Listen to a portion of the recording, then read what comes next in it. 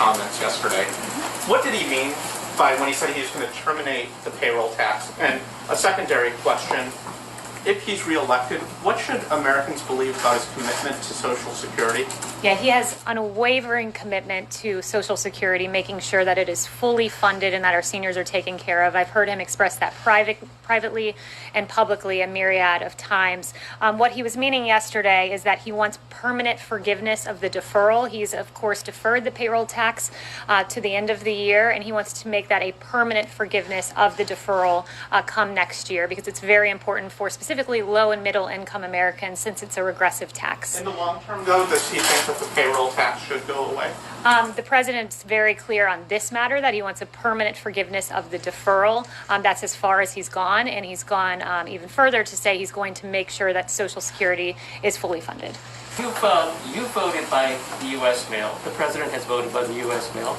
Many of his top people have voted by the mail. Why is he trying to prevent ordinary Americans from voting by mail?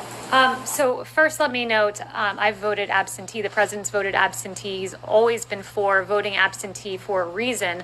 What he is not for is mass mail-in voting, or perhaps, to make it even clearer, mass mail-out voting, where everyone on the voting rolls is mailed out a ballot. Voting rolls in Los Angeles County, for example, you have 117% of the county registered to vote. How does that even make sense? It doesn't. And that would mean that in the least 17% of the ballots floating around would be subject to potential fraud. So that's what the president is standing firmly against, but he has always been for absentee for a reason. Today, that's still roughly 15.5 million Americans are without a job. Nancy Pelosi spoke yesterday with the Treasury Secretary. Seemingly, there was no progress on that call for the 15.5 million Americans and millions others who could absolutely care less about the politics of it all. What would you tell them is coming next, considering that it seems as if nothing is moving policy-wise going forward? Yeah, what I would say is this. Secretary Mnuchin said yesterday, I am willing to move forward with legislation that provides funds to schools, childcare, food, vaccines, hospitals, PPP for small businesses, rental assistance, broadband, airports, state and local government assistance, and liability protection for universities, schools, and businesses. He's been unmistakable, this administration has and this president has.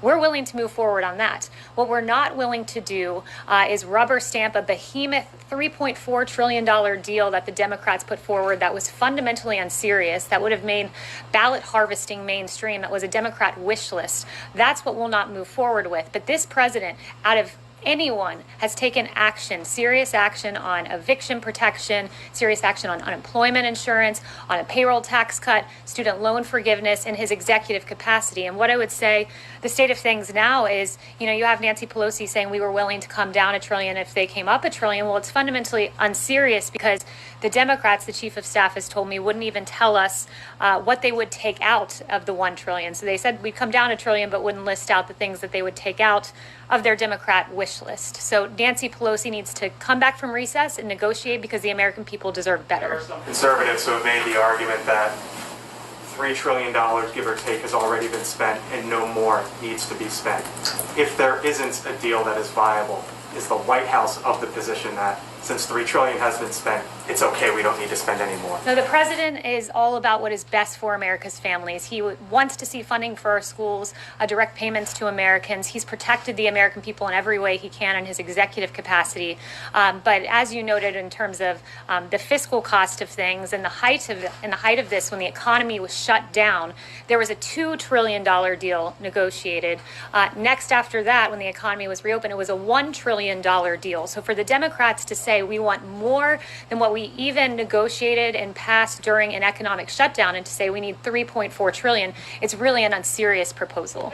Kevin. Thank you, Kaylee. Your reaction to unemployment claims dipping below 1 million, 1.7 million new jobs as well. And blue state governors are politicizing school closures, says the president. What did he mean by that?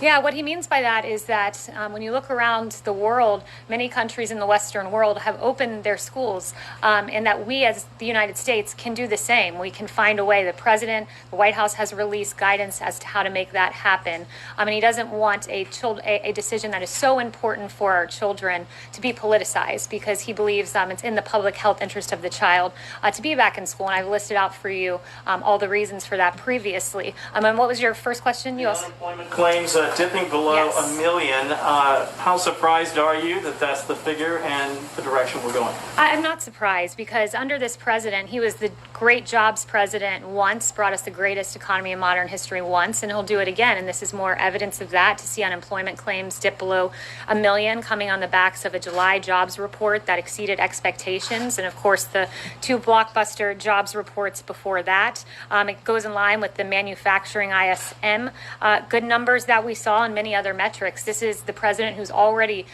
making sure we have an economic rebound that outpaces Europe and other countries as well.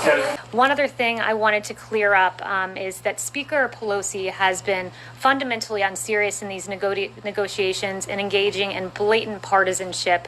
One thing she said recently is that she needs $3.5 billion with a B for election funding. That is a fundamentally unserious ask for this reason. I talked to the Office of Management and Budget.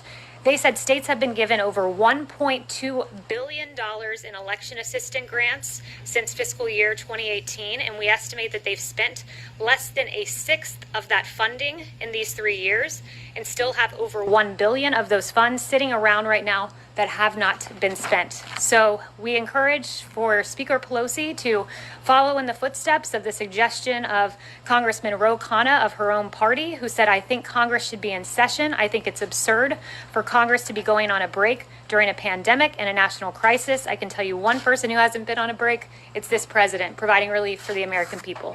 Thank you, and he'll be out here at 5:30. Thanks so much.